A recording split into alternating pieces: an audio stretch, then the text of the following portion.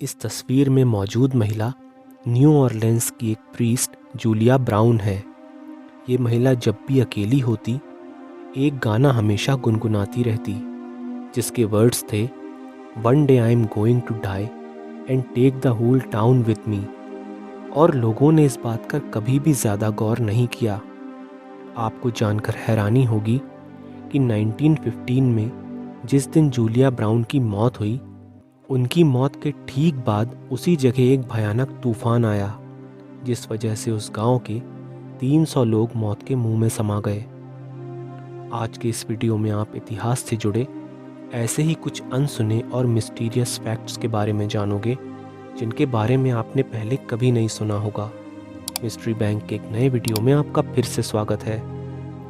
जो किताब आपके सामने है, ये कोई आम किताब नहीं, बल्कि मैरी क्यूरी की एक नोटबुक है जो आज भी रेडियो एक्टिव है।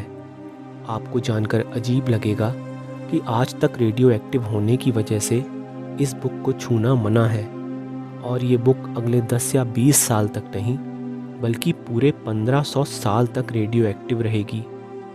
रेडिएशन कितना खतरनाक हो सकता है, ये बात आज हम जानते हैं, लेकिन मैरी को ये बात उस वक्त नहीं पता थी, जिसके कारण उन्होंने जिस रेडियम की खोज की, उसी की रेडियो एक्टिविटी उनकी मौत की वजह बन गई। कोलंबस के बारे में तो हर शख्स जानता है कि उसने अमेरिका की खोज की थी, लेकिन ये बात पूरी तरह से सच नहीं है। दरअसल भारत की संपन्नता से प्रभावित होकर कोलंबस भारत पहुंचने का समुद्री रास्ता खोजने निकला था, लेकिन उसने गलती से अमेरिका खोज लिया।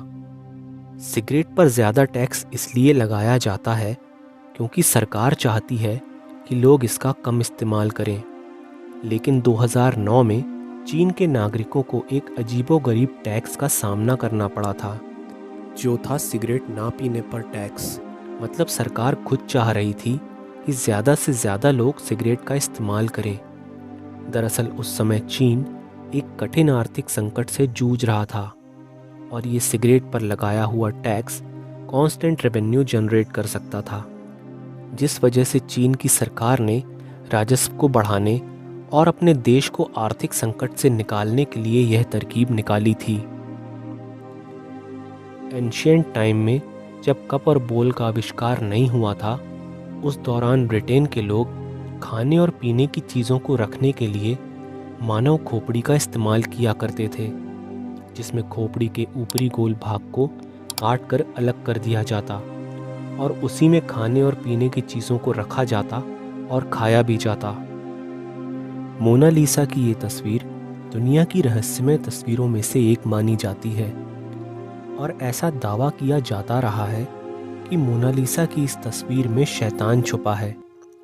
आप इस तस्वीर को गौर से देखेंगे तो भी आपको इस तस्वीर में शैतान कहीं नहीं दिखेगा, लेकिन जब इस तस्वीर को उसकी मिरर इमेज से जोड़कर देखा जाए तो जो तस्वीर आपके सामने आएगी वो ये है, और शायद आपको अब तक शैतान दिख चुका होगा। देश में किसी भी चीज़ को बैन करना या ना करना उस देश की सरकार के हाथ में होता है। कई बार लोग इसे अपने फ़ायदे के लिए भी इस्तेमाल कर लेते हैं। ऐसा ही एक वाक़या अमेरिका के राष्ट्रपति जॉन एफ कैनेडी के राज में हुआ, जब उन्होंने पहले अपने लिए एक बल्क ऑर्डर करके 1200 क्यूबन सिगार मंगवाई, और मंगवाने के तुरंत बाद उसे अमेरिका में बैन कर दिया। ये किरदार तो आपने हॉलीवुड मूवीज़ और कार्टून्स में देखा ही होगा, जिसमें बैटमैन को काफ़ी मस्कुलर और सुपर हीरो की तरह दिखाया जाता था। लेकिन आपको जानकर हैरानी होगी कि असल में बैटमैन कुछ इस तरह से दिखता था। डीजल इंजन का आविष्कार करने वाले साइंटिस्ट रोडोल्फ डीजल ने जब इस इंजन को बनाया तो उन्हें लगा था कि उनकी ये खोज बेकार है और ये किसी के काम नहीं आएगी। इस बात से दुखी होकर डिप्रेशन में आकर उन्होंने सुसाइड कर लिया। उन्हें ये बात कभी पता नहीं चल सकी कि आज भी दुनिया में 60% व्हीकल्स उन्हीं के बनाए हुए डीजल इंजन से चलते हैं, और आज भी अगर लंबी दूरी की यात्रा करना हो तो डीजल गाड़ियां ही हर किसी की पहली पसंद हुआ करती हैं। 1963 के दौरान ब्रॉन्क्स जू में एक प्रदर्शनी का आयोजन किया गया जिसमें एक जगह लिखा हुआ था the most dangerous animal in the world और नीचे एक फ़ोटो फ्रेम था। क्या आप जानते हैं उसमें किसकी तस्वीर थी? आपको जानकर हैरानी होगी कि उस फ्रेम में किसी भी जानवर की तस्वीर नहीं थी बल्कि आईना लगा हुआ था। 1991 के दौरान एक नाइजीरियन प्रॉफिट डैनियल अबोदरिन बाइबल की एक कहानी के पात्र डैनियल से बहुत ज़्यादा प्रभावित हुए और उस पात्र की कहानी को रिक्रिएट करने के लिए लोगों के मना करने के बावजूद एक जू में शेरों के पिंजरे के अंदर चले गए और उस पिंजरे को अंदर से बंद कर लिया। उनका ऐसा मानना था कि गॉड उन्हें बचा लेंगे और शेर उन्हें कुछ नहीं कर सकेंगे, लेकिन ऐसा नहीं हुआ। शेरों ने कुछ ही देर में सभी लोगों के सामने उसे चीर फाड़ के रख दिया और डैनियल की दर्दनाक मौत को कई लोगों ने अपनी आंखों से देखा और वो कुछ ना कर सके।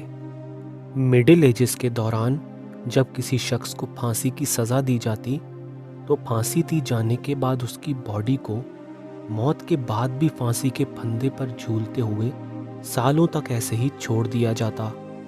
इस तरह दी गई सज़ा को गिबेटिंग कहा जाता था, जिसका मकसद आम लोगों के मन में सज़ा का ऐसा खौफ पैदा करना होता था जिसके डर से वो किसी क्राइम को करना तो दूर उसके बारे में सोच भी ना सकें। तो आज के वीडियो में बस इतना ही। अगर वीडियो आपको पसंद आया तो इसे लाइक और शेयर ज़रूर कीजिएगा। ऐसे ही और वीडियोस देखने के लिए सब्सक्राइब करें हमारा यूट्यूब चैनल मिस्ट्री बैंक। मिलता हूँ इसी तरह की कुछ नई मिस्ट्रीज़ के साथ आपसे अगले वीडियो में।